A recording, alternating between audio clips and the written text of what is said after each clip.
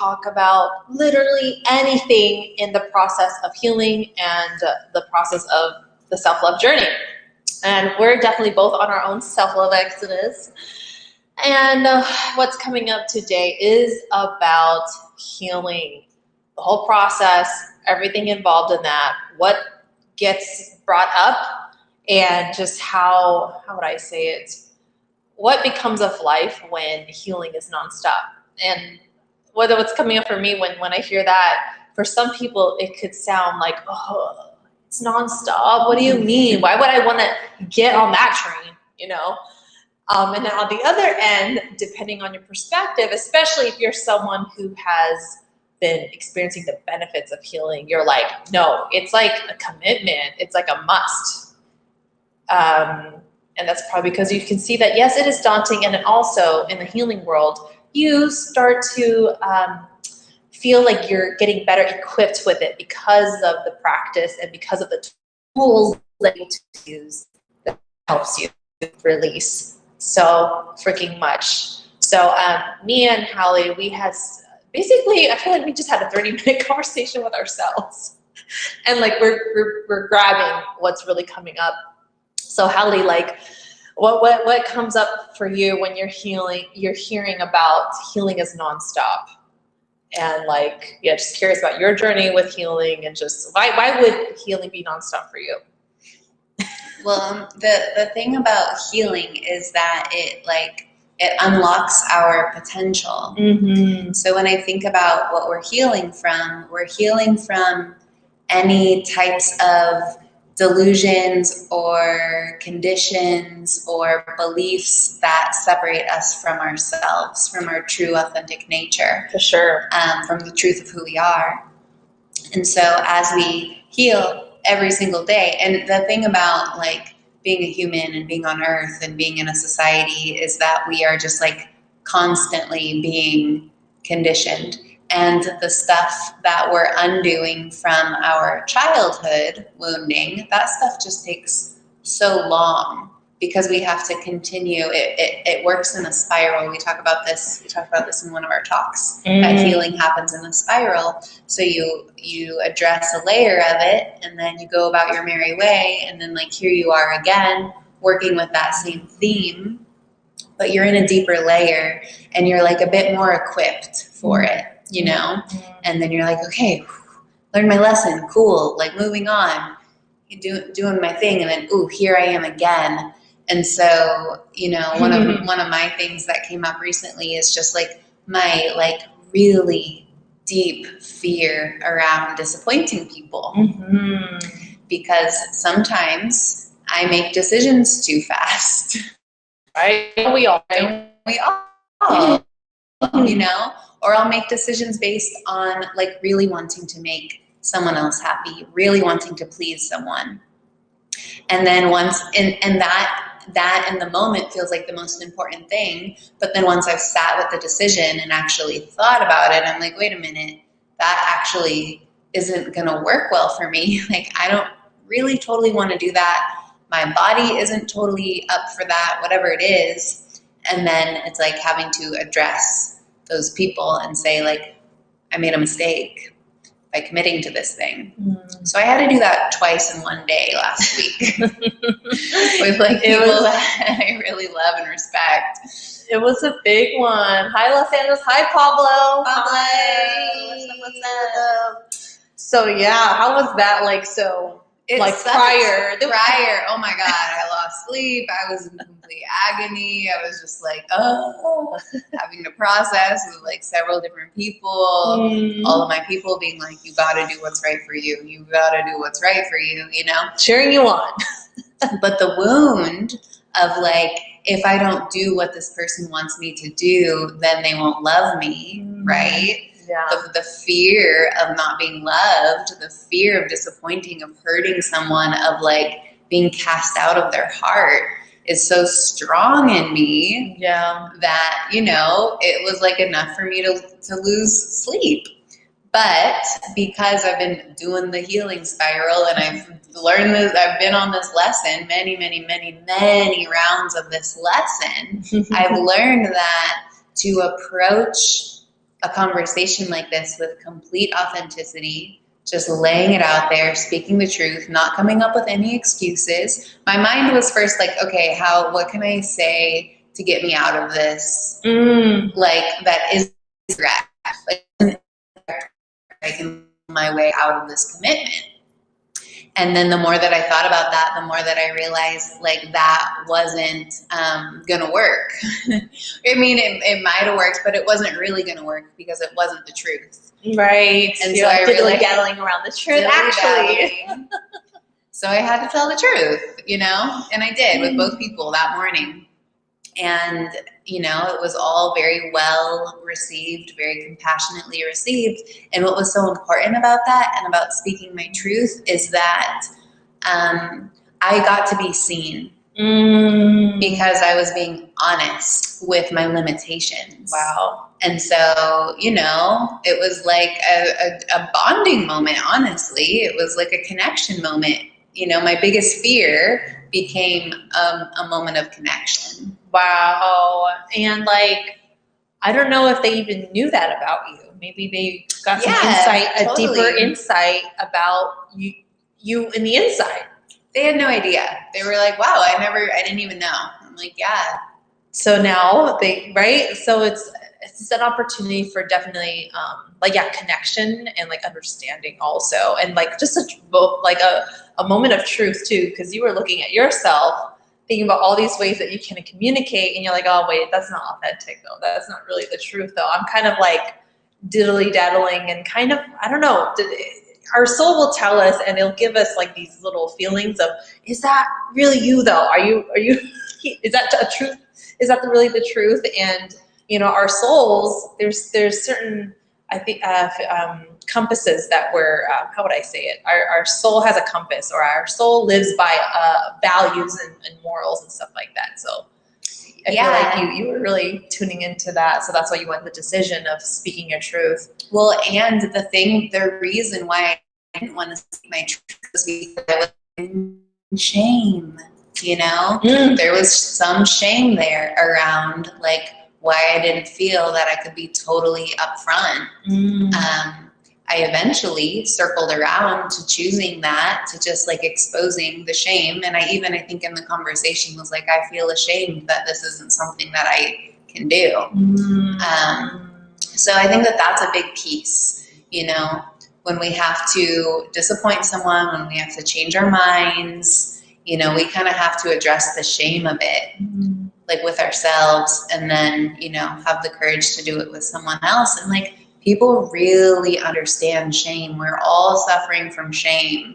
And so once that gets introduced to the conversation, like the understanding and the compassion really expands. And then it's just like really beautiful. Right. And it's almost, I feel this like, because you got to express it, like you made it clear with yourself, and then to express it out loud and to a person, you're releasing something right there as well. So it was a whole experience.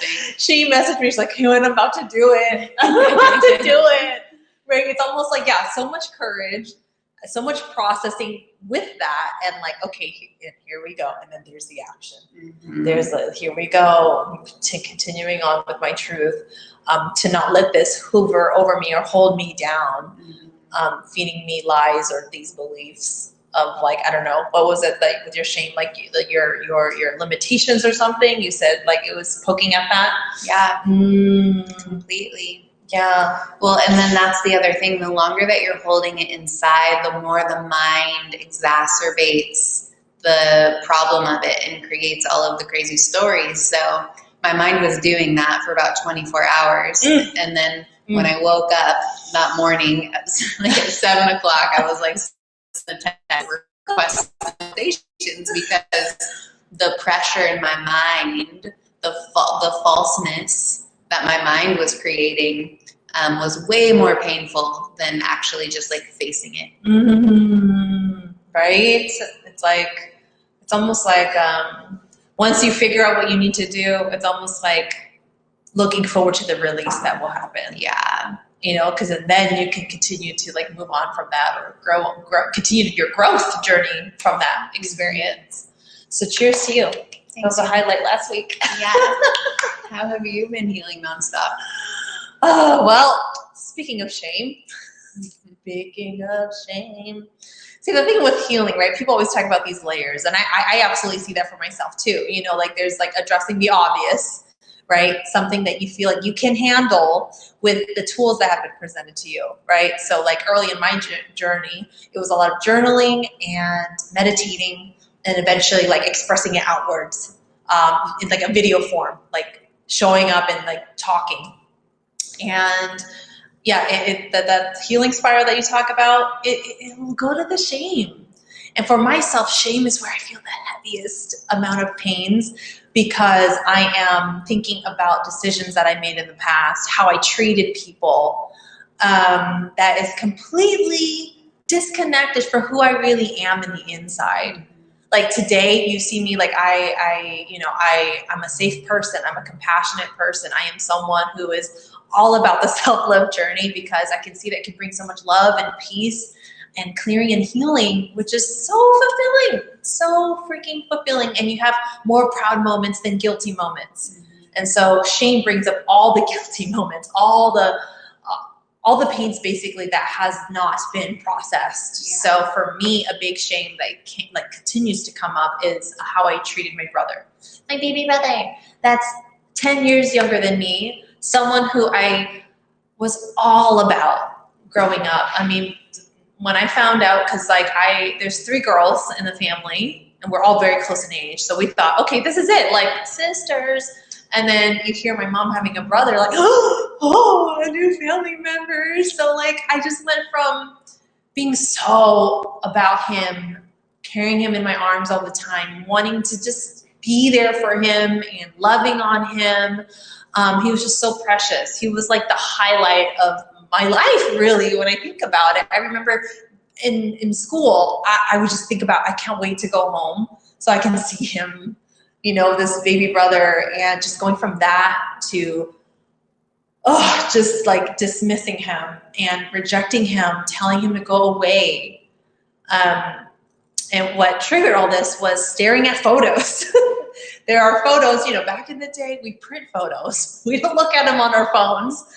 And they're all framed, and there's this area in my family's house where there's all these photos. And a lot of them is from the past, obviously, photos from the past. And a lot of them was captured at him at that young age. And I just stared at this one particular photo, and it was just tugging at my heart, and I just decided to cry. I decided to let it come out through my eyes, and that was so that I chose that big release, you know. And I know that a lot of us have learned to hold back, and I get that, like, maybe sometimes you're at work and you're like, but no one was around, and no one's around.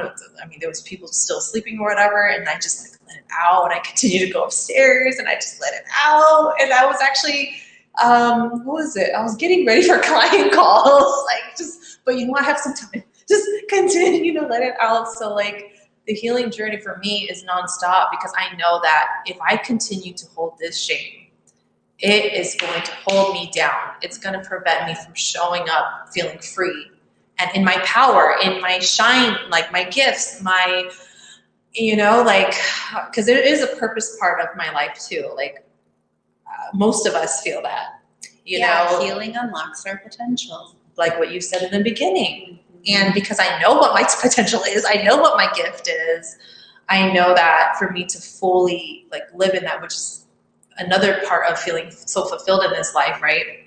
Finding your gift and being able to share that with people and serve and support people and leaving that as a mark, you know, before you die is something so, like, I'm sure when we all think of it, it's sort of peace something.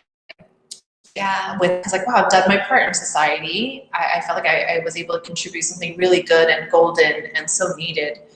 And I'm telling you, the shame it's there, like it's gonna feed you, whether you're super aware of it or not. It's feeding into your subconscious, and you're living with this story of that. Like for me, it's not being not a good person. Like you're a horrible human being. So like as I'm healing, I'm unwiring that Yeah. and saying, no, I'm a good fucking human being, you know, like, and really recognizing who I am today and the work that I've done today, and let that be in the driver's seat. I think what's interesting about both of our healing spiral things is the way that healing takes so many forms, right? So yours was really about feeling. Yes, Your girl. healing Emotions, was emotional. feeling, and mine had a lot of feeling too, but mine had a lot to do with expression. That was how I had to rise to the healing occasion, right? Was to use my voice and express my truth. Yeah, girl. So, you know, that's the thing about nonstop healing, is that it takes so many different forms, and that every day calls for something new. Like I was telling Quinn that the past 2 days I've had like super fatigue days. Mhm. So the healing that I had to do the past 2 days was surrender to rest. Let Right? myself have that. Can you Trust not me, rest? there was a shit ton of shame. There was so much shame that I had to yeah. keep confronting, and just like, it's okay, go lay down. It's okay to be here right now. This isn't forever, you know? Right. So just every day calls for a different flavor, a different little flavor. And some days we get those really fun, like flowy ass days where we're just riding the wave of life, the current, and it feels really good and it's super high vibe, and we don't necessarily feel like we're healing. But what that day was only possible because of hard feeling work, the speaking the truth, all of the clearing work made way for like a nice, flowy, beautiful day. But we don't get those days if we're like so accumulated with like unprocessed pain, like you say, you know, or just like swallowed truths. If we're doing things that we don't want to be doing because we haven't expressed like, actually this doesn't work for me, then we don't get fun, beautiful days. Yeah, and that's why we believe, I mean, we're walking examples and walking experiences of what healing can really, really do. And I feel like I almost want to say there's nothing as powerful as being capable and then like being empowered with these tools, and like applying what you're learning to heal. Like you're freeing yourself. Yeah, You're freeing you're freeing yourself from the bondage of these stories that are sabotaging your life. Because it's showing in your decisions, it's showing in the relationships that you're in, it's showing in the environments that you're in. So it's huge. To break free from that and feel so proud and at peace with what you've done in your life, right? Because then there's regrets, and then there's the shame talk, man. It's yeah. So that's why we're here. We're here to support full on, as we are nonstop on our healing journey. Always content. always got content on this topic, because we are nonstop healing. Yeah, nonstop healing, and we bring this into our meditate and conversate, right? Like it's always different every week how you come up with the prompt, and it's always related to what came up for you, which is like through the healing journey, what we need to address, what we need to like process through and like go there, wherever it is that we need to go. That's why we do the 2-hour workshops once a month to get in, provide a safe space so we can all get along this journey in a very supportive way, empowered way. The really cool thing about the workshops is that they really set the tone for like the month. They create this really cool directional thing. So if there's a theme that pops up on our workshops that you feel called to, that you feel drawn to because of how deep we go, like it will pave the way for you to do that work way beyond the workshop itself. This month is a particularly like fun one. It's about giving your gifts. Yeah. And so if that's something that you feel lit up by, or you feel like you want more support in, then this would be a really good one to attend. Yes, it's on the 16th. It's on a Tuesday. selfloveaccess.com. Click on workshops, and it's available right now.